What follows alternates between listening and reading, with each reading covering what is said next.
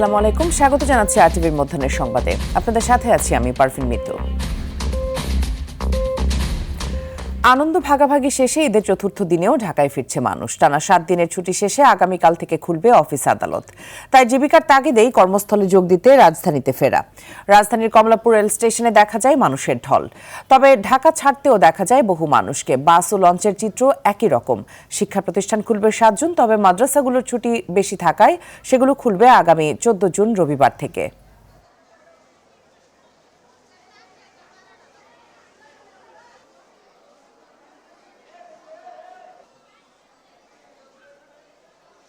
আমি যশোর থেকে এসেছি, খুবই ভালো, স্মুথ ছিল জার্নিটা। খুবই ভালো কাটছে। এই তো কর্মের খাতিরে ফিরতে হইল। ঢাকা আসতে হলো ব্যবসা আছে, এই জন্য আসতেছে।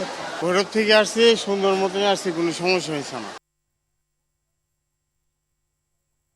দর্শক, এ বিষয়ে রাজধানী কমলাপুর রেল স্টেশন থেকে যুক্ত হচ্ছেন সহকর্মী এ আর বাদল। বাদল, জানাবেন কমলাপুরের চিত্র কেমন দেখছেন আর কি বলছেন ঢাকায় ফেরা যাত্রীরা?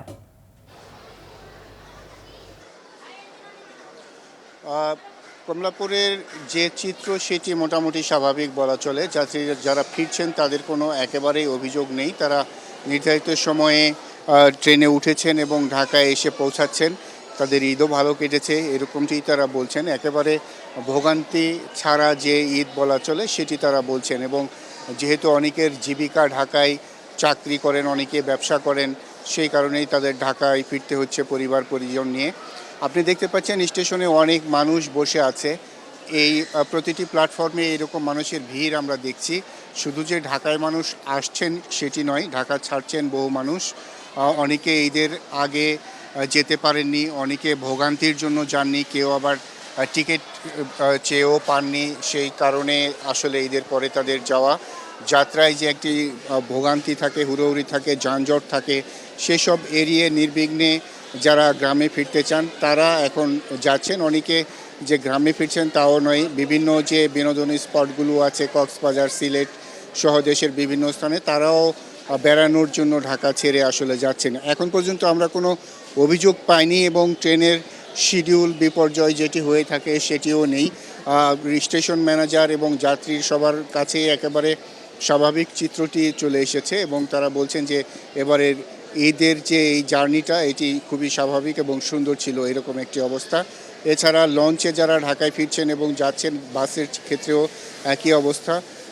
অনেকে খুব স্বাভাবিক সুন্দরভাবে ঢাকায় ফিরছেন, কারো কোনো বেগ পেতে হয়নি এই বিষয়ে। তো এখন পর্যন্ত আজকে যেহেতু ঈদের ছুটির শেষ দিন, আগামীকাল থেকে অফিস আদালত খোলা, সেই কারণেই ট্রেন, বাস, লঞ্চে মানুষের, ঢাকামুখী মানুষের চাপ রয়েছে।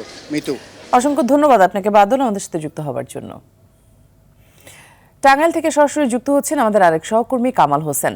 কামাল, ঈদের ছুটির তো শেষ দিন, ঢাকায় ফিরছেন অনেকে, তো যানবাহনের বাড়তি চাপ কেমন দেখছেন জানাবেন। জি মিতু, ধন্যবাদ।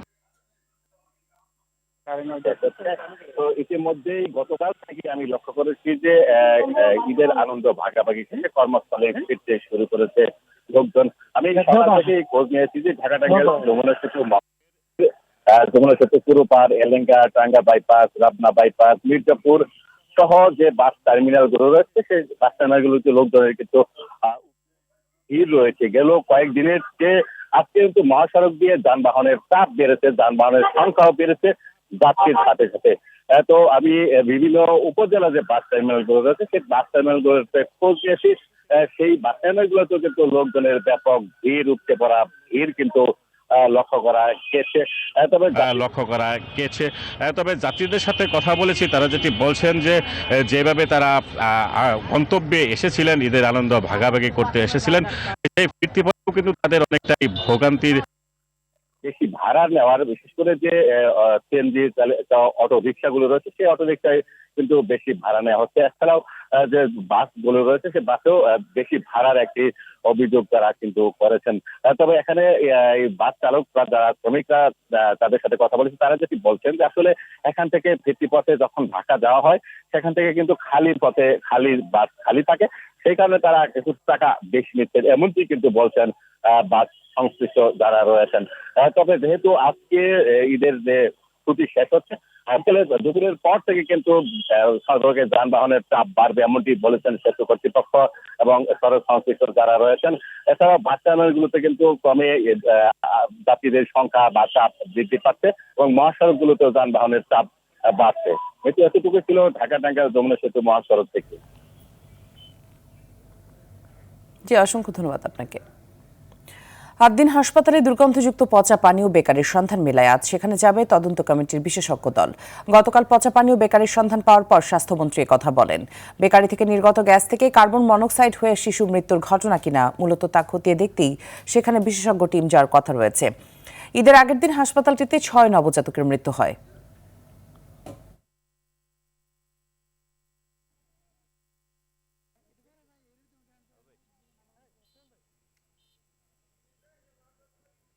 চট্টগ্রামের জঙ্গল সলিমপুরে অবৈধ দখলদারত্বের সঙ্গে জড়িতদের তালিকা করা হয়েছে বলে জানিয়েছেন স্বরাষ্ট্রমন্ত্রী সালাউদ্দিন আহমদ। সকালে সলিমপুর পরিদর্শনে যান তিনি। এ সময় ভূমি প্রতিমন্ত্রী, স্বরাষ্ট্র সচিব, আইজিপি, ডিজি, বিজিবি সহ প্রশাসনের ঊর্ধ্বতন কর্মকর্তাদের সাথে মতবিনিময় করেন। মন্ত্রী বলেন, জনগণকে আপাতত উচ্ছেদ করা হবে না। যেহেতু বিএনপি জনগণের সরকার, তাই তাদের বিষয় চিন্তা করছে সরকার। মাদক, সন্ত্রাস, চাঁদাবাজি এবং জোয়ার ব্যবহারে সরকার সারা দেশে জিরো টলারেন্স নীতি উল্লেখ করেন মন্ত্রী। এছাড়া জঙ্গল সলিমপুরে খালি সরকারি খাস জায়গায় দ্রুত চট্টগ্রাম জেলা কারাগার স্থানান্তর করা হবে।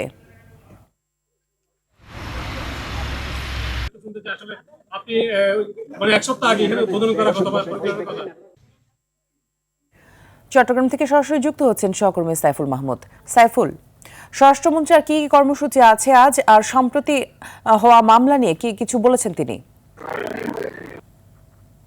যেমনটি বলেছেন, স্বরাষ্ট্রমন্ত্রী সকাল ৯টা ৪০ সময় জঙ্গল সলিমপুর আলীনগর এলাকা পরিদর্শন করেন। এরপরে তিনি সেখানে সার্বিক পরিস্থিতি কিন্তু আসলে ঊর্ধ্বতন কর্মকর্তাদের কাছ থেকে জেনেছেন।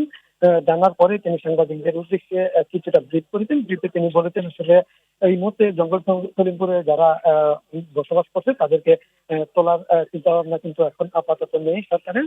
পরবর্তীতে তারা কিন্তু ওদেরকে একটা জায়গায় স্থাপন করবেন এমনটাই বলেছেন। এবং তিনি আরো বলেছেন, আসলে সেখানে রাষ্ট্রের সাথে কিভাবে আসলে একজন সন্ত্রাসী আসলে যুদ্ধ ঘোষণা করে তিনি সেটা জেনে এবং দেশে কিন্তু বিস্ময় প্রকাশ করেছেন। এবং তিনি আরো বলেছেন, আসলে সেখানে যে খাস জায়গা আছে সেখানে তিনি একটা চট্টগ্রাম কারাগারে স্থানান্তর করবেন।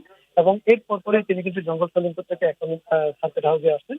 এখানে কিন্তু প্রশাসনের ঊর্ধ্বতন কর্মকর্তারা আছে এবং একই সাথে চট্টগ্রামের অনেকগুলো এমপি কিন্তু এখানে আছেন এবং প্রশাসন, পুলিশ প্রশাসন, স্থানীয় প্রশাসন সবাই আছেন এখানে। তাদের সবার সাথে মত বিনিময় করবেন। মত বিনিময় করার পরে তিনি কিন্তু আসলে আবার সাংবাদিকদেরকে সার্বিক বিষয়ে কিন্তু ব্রিফ করবেন। জঙ্গল সলিমপুর এলাকায় তিনি পরিদর্শন শেষে সাংবাদিকদেরকে কিন্তু কোনো ধরনের পক্ষের উত্তর দেননি। তিনি শুধু কথাগুলো বলেছেন, তিনি যতদিন সার্বিকভাবে সেটাই বলছেন। তিনি বলেছেন সার্কিট হাউসে তিনি সার্বিক পরিস্থিতি নিয়ে ব্রিফ করবেন তিনি জানিয়েছেন। তবে আজকে সারাদিনের ওনার যে কর্মসূচি রয়েছে তার মধ্যে সকালবেলা জঙ্গল সলিমপুর পরিদর্শন করেছেন। এরপরে তিনি সার্কিট হাউসে ঊর্ধ্বতন কর্মকর্তাদের সাথে প্রশাসন বাহিনীর সবার সাথে মত বিনিময় করবেন। মত বিনিময় করে এরপরে তিনি কিন্তু আসলে আমাদেরকে জানাবেন আসলে সার্বিক পরিস্থিতি কি এবং সেই জঙ্গল সলিমপুর নিয়ে আসলে কি কি হতে পারে। তার আগে একটু বলে রাখি, গত 24শে মে কিন্তু স্বরাষ্ট্রমন্ত্রী আসার আগমনকে কেন্দ্র করে কিন্তু সেখানে একটা হামলা করেছিল প্রশাসনের উপরে। সেখানে কিন্তু আসলে দ্রুত বাহিনীর একটা ক্যাম্প উদ্বোধন করার কথা ছিল স্বরাষ্ট্রমন্ত্রী। সেই ক্যাম্পে যাতে যেতে না পারে সেখানে রাত্রেবেলা গোলাগুলি করে এবং সেই ক্যাম্প কিন্তু বন্দুকদের দিয়ে উড়িয়ে দেয় এবং যাওয়ার পথে 3 থেকে 4 জায়গায় রাস্তা কেটে ব্যারিকেড সৃষ্টি করে।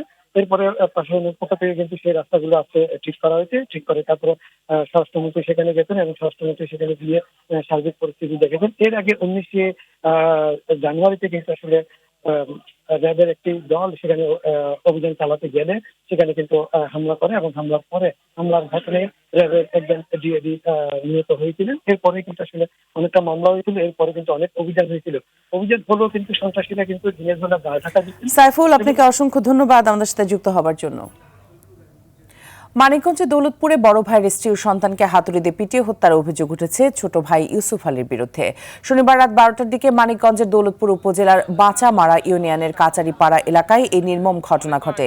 পুলিশ জানায়, বড় ভাই সালামের সাথে পারিবারিক কলহ দেখা দিলে রাতে সালামের অনুপস্থিতিতে স্ত্রী ও সন্তানকে হাতুড়ি দিয়ে পিটিয়ে হত্যা করে ছোট ভাই ইউসুফ আলী। ঘটনার পর থেকে অভিযুক্ত ছোট ভাই পলাতক রয়েছে।